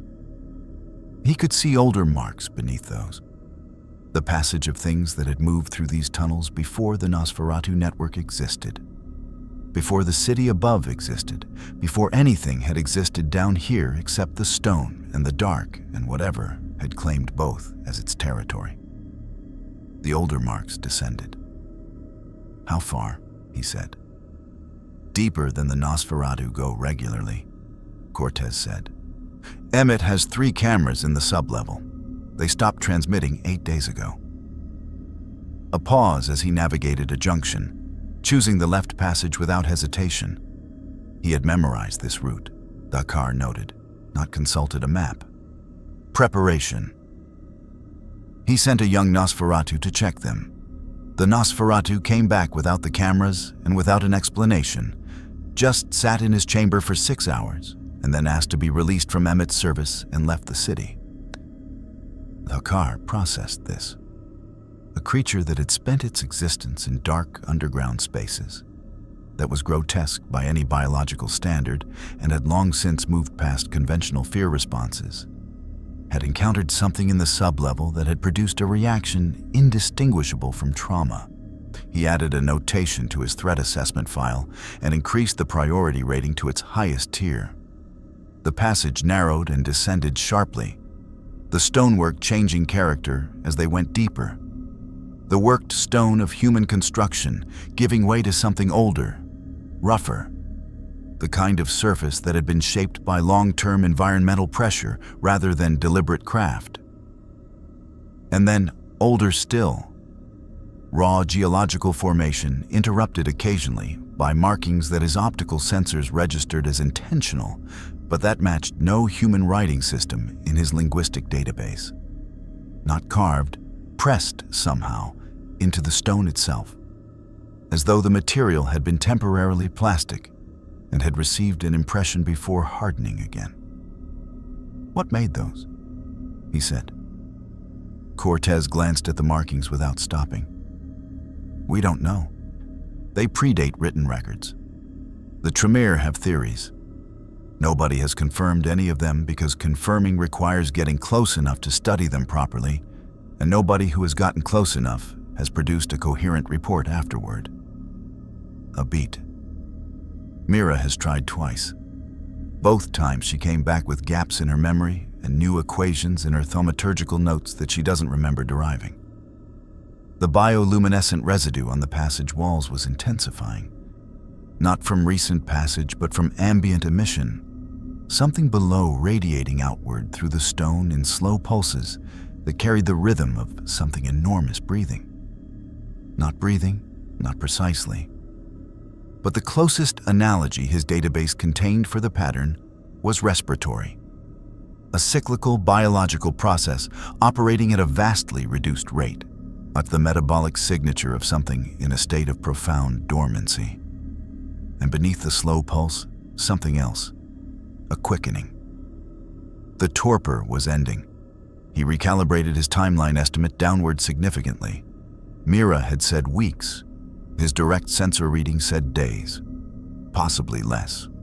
Cortez stopped at a point where the passage opened into a natural chamber, the ceiling rising beyond the range of his light source.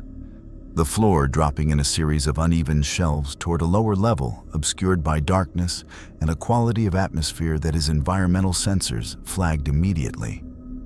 Air pressure slightly elevated, temperature marginally warmer than the surrounding stone. Humidity carrying biological compounds that his database classified as organic decomposition products in very low concentration, plus the smell of something ancient that was not quite dead. "I don't go further than this," Cortez said. He said it without apparent shame, with the straightforward honesty of someone who had assessed his own capabilities accurately and drawn a reasonable conclusion. "I came down here once, 3 years ago, before I understood what was below. I got to the second shelf down and my discipline stopped working." He looked at Dakar steadily. Not weakened, not disrupted. Stopped. Like something had simply decided that the rules that applied above did not apply here.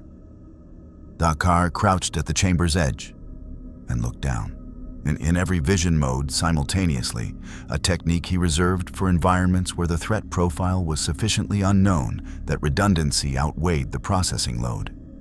The lower levels of the chamber resolved into a picture that required several seconds to fully interpret.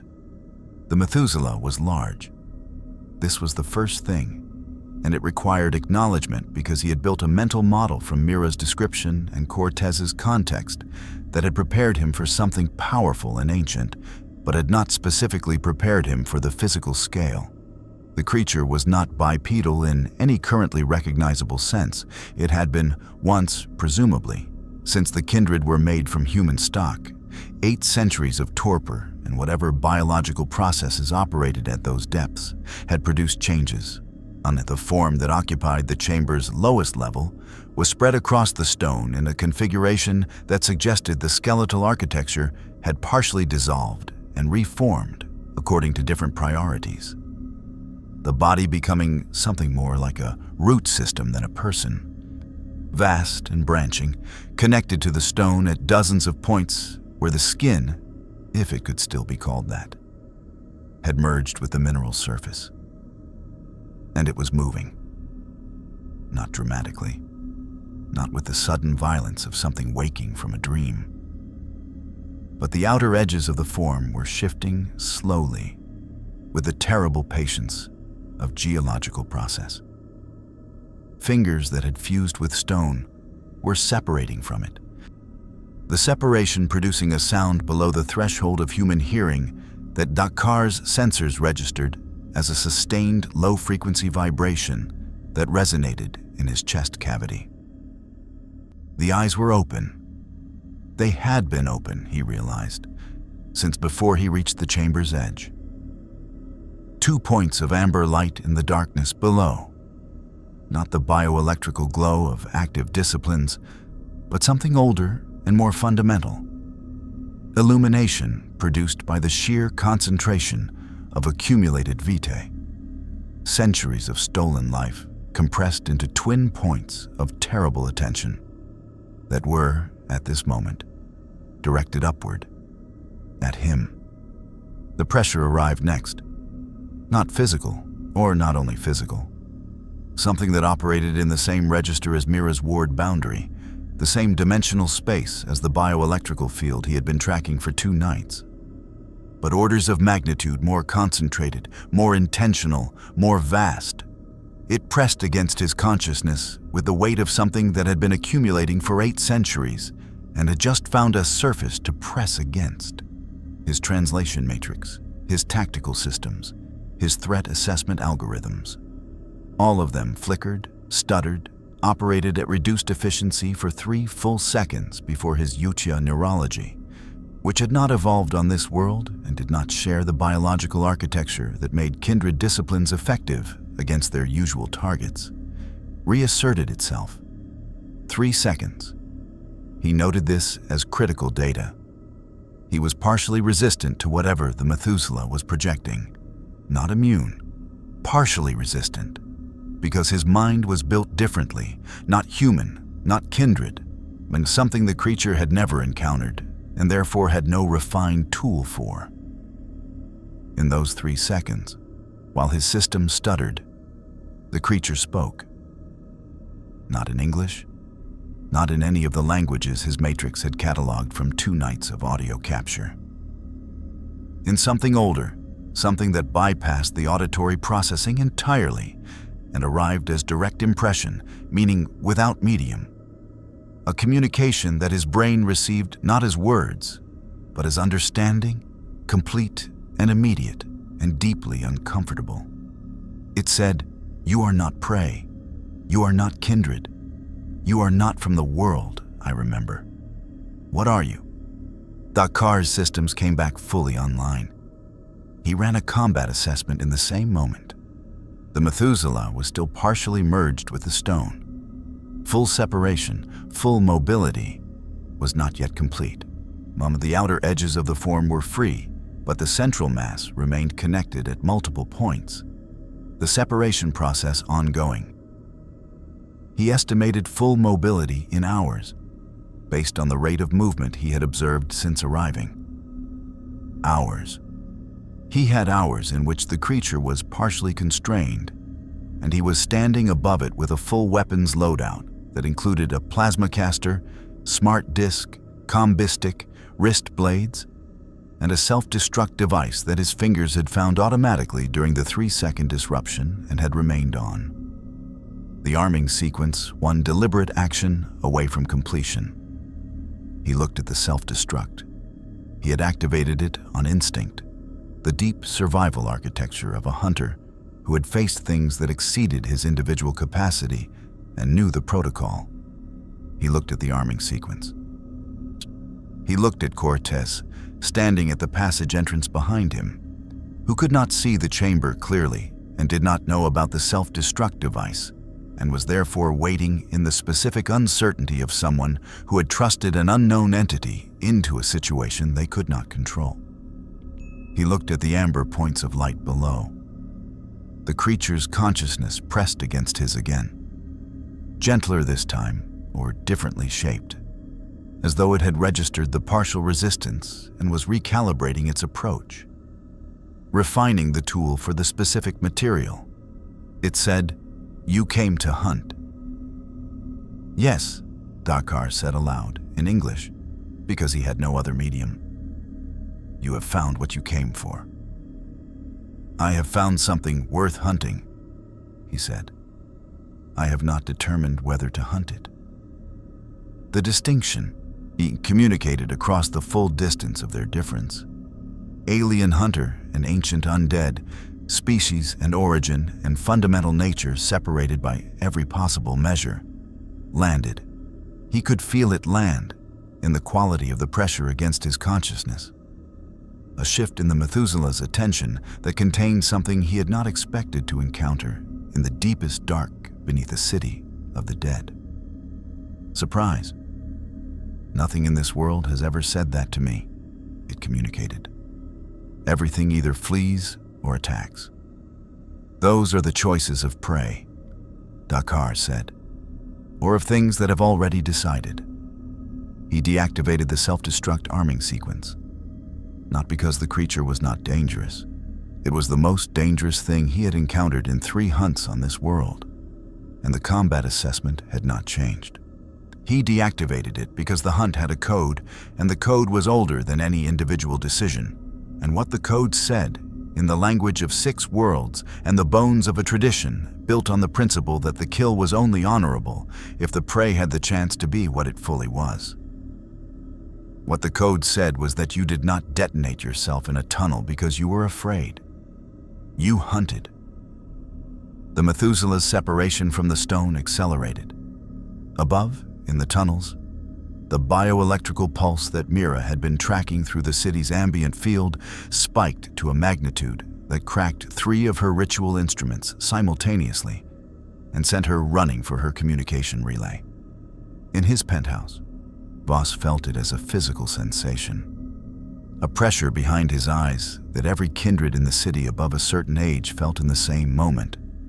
The deep, territorial resonance of something that owned this ground in a way that predated ownership, announcing itself. In the chamber, Dakar extended the cambistic to its full length, the weapon locking with a sound that rang against the stone walls and descended into the dark below.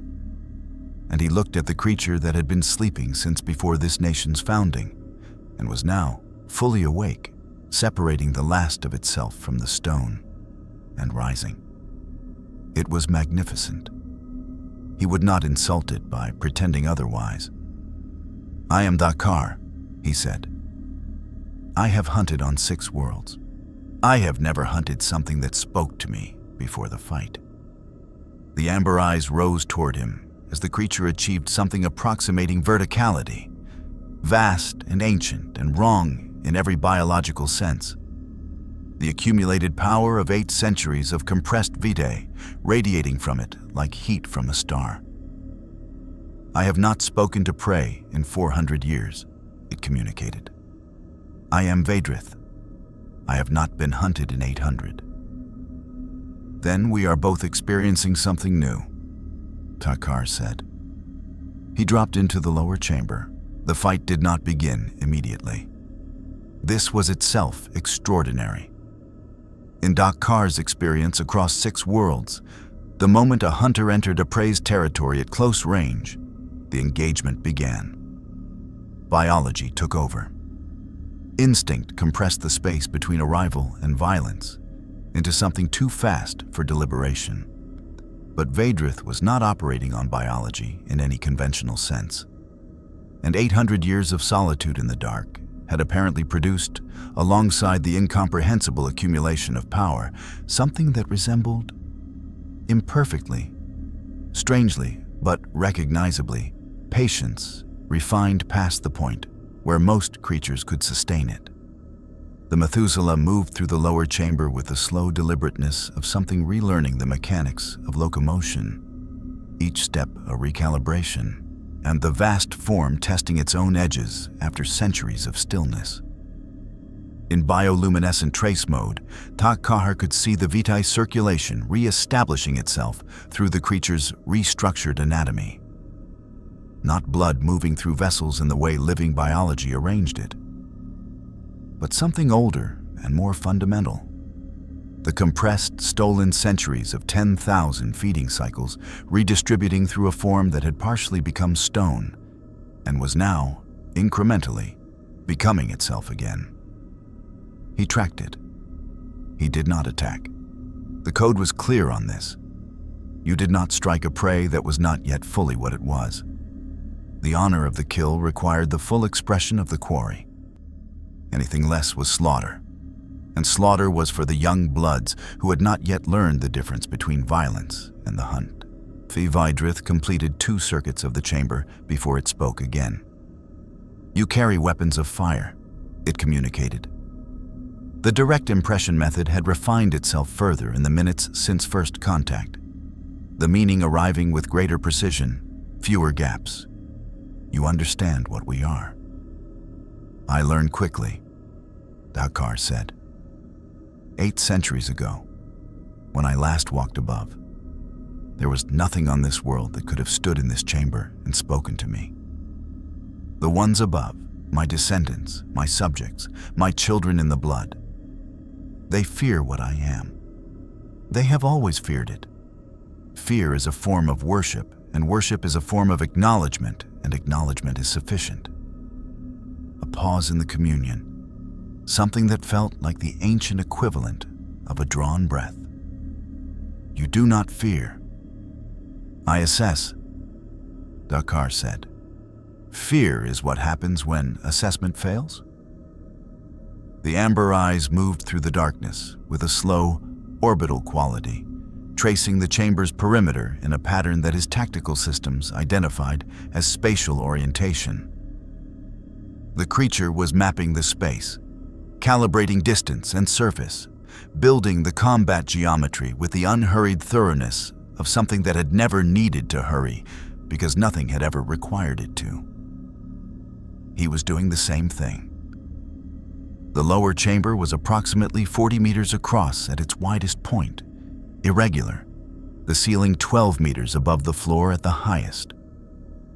Stone shelves descended toward the center, where Vadrth occupied the lowest point, creating a natural amphitheater topology that favored the creature occupying the center.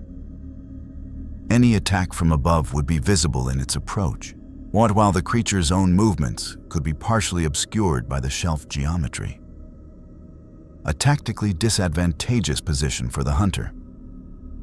He noted this and began moving laterally along the highest shelf, maintaining elevation while changing his angular relationship to the center. Vadrth tracked him without turning. The amber eyes did not move, but the awareness did. That consciousness pressure adjusting its direction the way a searchlight adjusted without the mechanism being visible. "You are relocating to improve your firing angle," it communicated. Not accusatory, observational. You are thinking about the weapons rather than the fight. The weapons are part of the fight.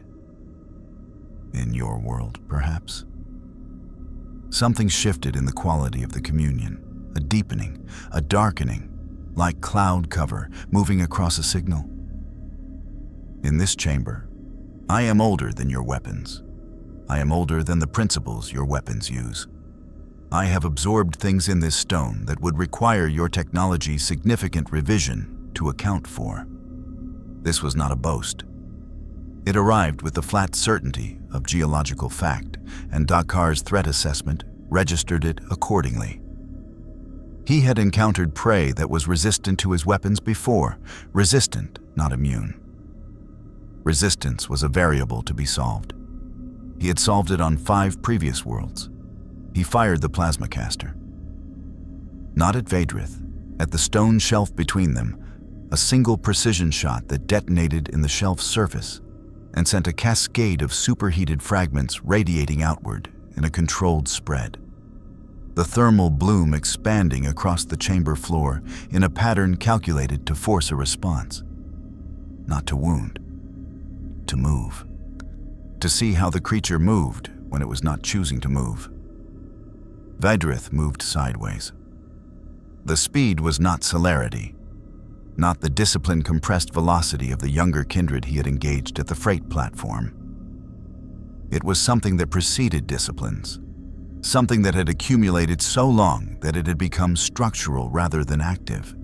The creature's relationship with space and time having been renegotiated over centuries into something that did not require activation because it was simply how Vadrth existed. The sideways movement covered 4 meters in a duration that his sensors registered, but that his visual processing struggled to parse as continuous motion. More like the creature had occupied one position and then occupied another. The transition compressed past the point of observable mechanics. He filed this, revised the combat model, adjusted. The smart disk was in his hand before the model revision completed, launched on instinct. The throw calculated for the intercept angle his sensors had already computed. The disk carving a lateral arc through the chamber that should have reached Vadrth's position in 0.8 seconds. The creature caught it. Not deflected. Caught, one elongated hand extending into the disk's path and closing around it. The blade edges cutting into flesh that the disk's return mechanism pulled taut against its grip. And Vadrth held the spinning disk for 2 seconds. The vide-saturated flesh of its palm smoking against the blade edges with the smell of burning that was different from burning flesh, richer and more complex. The smell of centuries of accumulated stolen life being consumed by the sustained contact. And then it released the disc, and the return mechanism snapped it back toward Dakar's hand. The wounds on Vadrth's palm were already closing. The communication arrived. I haven't felt that in a very long time. Not pain, Dakar understood. Something different. The sensation of genuine resistance. The specific quality of an experience that pushed back against the Methuselah's existence rather than simply yielding to it. He caught the disc and immediately transitioned to the combistic, closing the distance in 3 long strides. The polearm extended to its full reach, a thrust aimed at the throat. The structural decapitation data from the freight platform informing the target selection, not the combistic's penetrating power, sufficient to produce the kind of catastrophic structural damage that regeneration struggled to address when delivered with sufficient force. Vadrth stepped inside the thrust. The movement was intimate and devastating. The creature flowing past the combistic's reach with that same compressed spatial transition, arriving inside his guard with one hand closing on the combistic's shaft and the other. The wounded hand, still trailing smoke from the smart disc engagement, pressing flat against his chest armor. The pressure that followed was not physical. It arrived through the hand on his chest and hit his consciousness like a collapsing structure. Not the exploratory press of the first contact or the refined communion of their conversation, but something full and direct and catastrophically concentrated. 8 centuries of dominate attempting to find purchase in his neurology, searching for the specific biological architecture that the discipline was designed to access and rewrite. His Yautja neurology held, not easily, not cleanly. For 4 full seconds, his tactical systems, language processing, and sensory integration operated at sharply reduced efficiency, his vision flickering between modes involuntarily, his grip on the combistic loosening without conscious instruction. His body was receiving a command from something old enough that the command was less like language and more like gravity. A directional force that his biology was partially able to resist, but not entirely able to ignore. 4 seconds. He used the second to fire the plasma caster at point-blank range into the space between them. The detonation separated them violently, the concussive force of a plasma bolt at 0 distance, throwing Vadrth back 3 meters and Dakar 2. Both of them moving through the aftermath smoke, both damaged. The chamber's air suddenly thick with the smell of burning ancient vitae and scorched alien armor. His left pauldron was destroyed, melted partially into the shoulder joint beneath it, the servos compromised, the arm functional but impaired. He registered this and filed it and kept moving. Vadrth rose from where it had landed. The chest cavity was exposed. The plasma detonation had burned through the outer structure that had once been clothing and skin, and whatever centuries of torpor had added to both. And what was visible beneath was extraordinary and terrible. Not anatomy in any recognizable sense. A lattice of vitae-saturated tissue organized around points of amber light. Smaller versions of the eye luminescence, distributed throughout the torso like a circulatory system built from compressed consciousness rather than fluid, each node pulsing with the independent intensity of something that contained within it more accumulated power than the entire population of Kindred operating in the city above.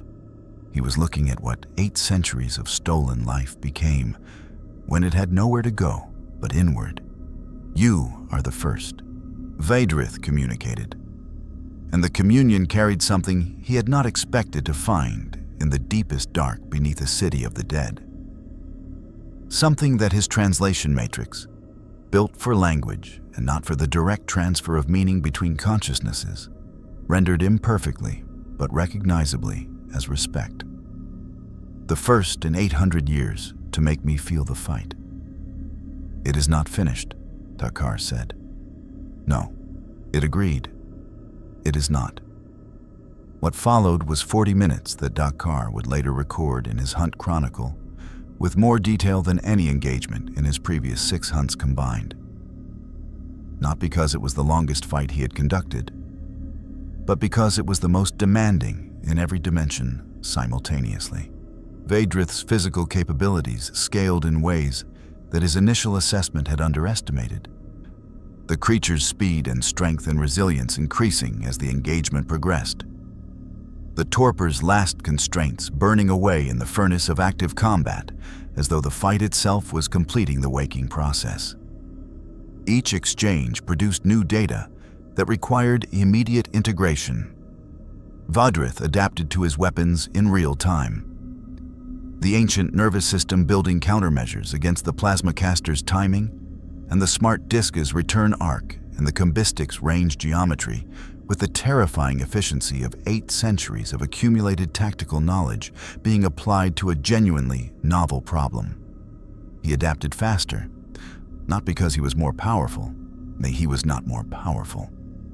The raw capacity differential was real and significant, and he maintained a continuous awareness of it throughout the engagement as a stabilizing factor against overconfidence. He adapted faster because the hunt had made him. Because 6 worlds had taught him that the moment you stopped revising your model was the moment your model became your tomb.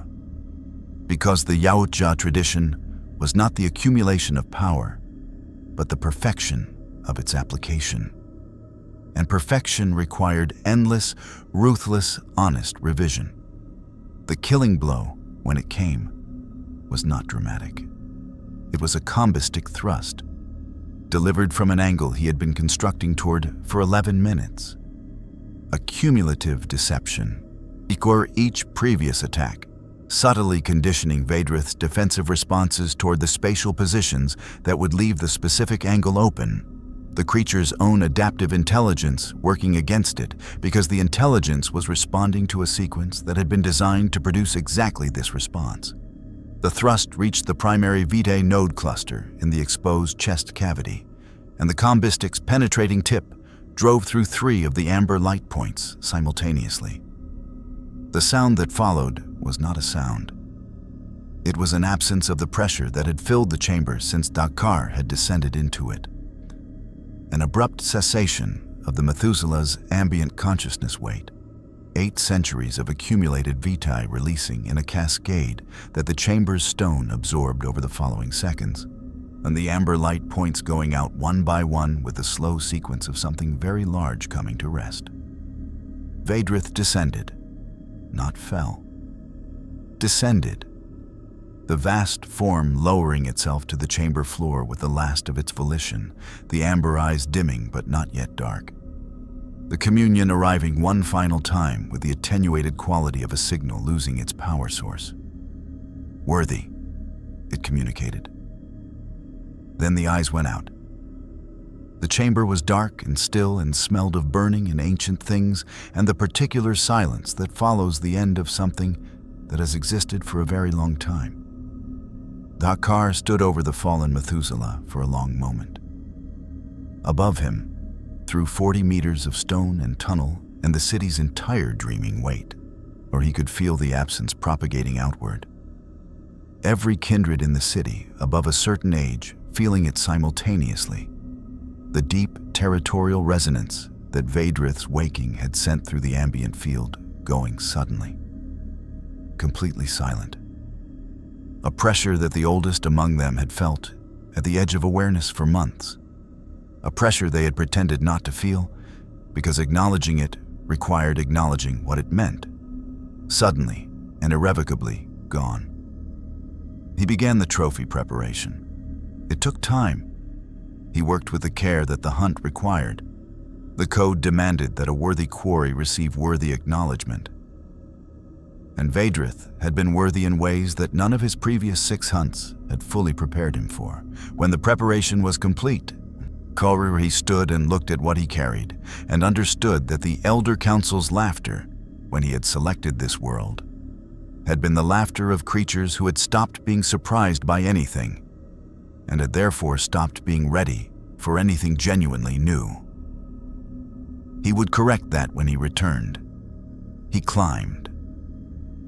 Cortez was where he had left him, at the passage entrance, sitting against the tunnel wall with his knees drawn up and his eyes tracking the passage below with the careful attention of someone who had spent 40 minutes listening to sounds that he could not interpret, and had decided that patience was the only reasonable response. When Dakar emerged from the descent, the Brujah looked at him, at the trophy, at the damaged armor, damaged, and at the particular quality of stillness that settled over a hunter in the aftermath of a completed hunt, and said nothing for a moment. Then, "It's done." "It is done," Dakar confirmed. Cortez stood. The whole city felt it. Every elder above a certain age is going to know something fundamental just changed. He looked at the tunnel's ceiling as though he could see through it to the surface. Voss is going to claim credit. Mira is going to want a full debrief. The Sabbat are going to construct whatever mythology serves them best. A pause. None of them are going to understand what actually happened. "It does not matter if they understand," Dakar said. "It is finished." They moved through the tunnels in silence, ascending through the layers of the city's hidden history toward the surface. And when they emerged through the maintenance hatch into the pre-dawn air of a street that was beginning to show the first gray suggestion of morning at its eastern edge, Dakar stood for a moment and looked at the city. Somewhere above him, in a penthouse on the 42nd floor, a prince was reorganizing his narrative. Somewhere in a stone-walled chantry, a blood sorceress was reading the residual thaumaturgical signature of what had happened below and writing equations she did not yet understand. In the tunnels, a Nosferatu elder was already composing the intelligence report that would be the most significant document in his 160 years of service. None of them had been in the chamber. None of them had felt the specific quality of those amber eyes finding him in the dark. The recognition between two things that hunted recognizing each other across every possible difference of origin and nature and kind. He activated his cloaking device. He looked at Cortez, who was the only creature in this city who had asked for nothing and given what mattered. "The ones like you," Dakar said. "They exist in other cities." "Anarchs? Yeah, all over the world." Cortez studied him. "Why?" Dakar considered how to translate what he wanted to say into the English that was still imperfect in his matrix, still carrying the structural imprints of a different language's logic. He found the approximation. "This world has more worthy things in it than my clan's records suggest," he said. "That information should be corrected." Then he was gone. The shimmer of the cloaking device's activation rippling once against the gray pre-dawn air, and then resolving into the perfect, seamless invisibility that had carried him through 2 nights in a city that should have been beyond him. Cortez stood alone on the street and listened to the city beginning its morning. Somewhere very high above, invisible against the lightening sky, a drop pod was ascending. In the end, the city never knew what had walked through it.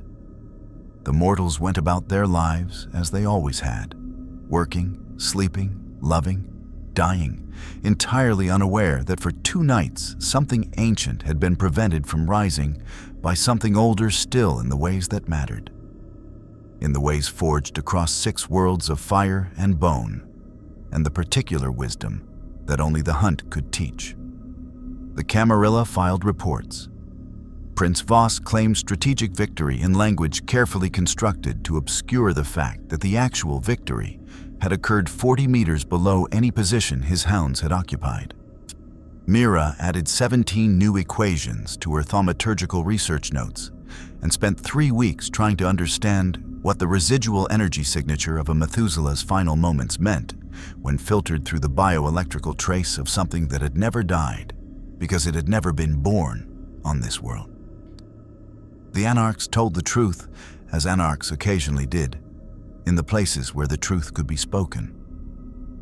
That something had come through the city, like a question none of them had thought to ask, had answered a problem none of them had known was critical, and had left without asking for anything in return except to be respected as what it was. The Nosferatu kept the footage. They always kept the footage.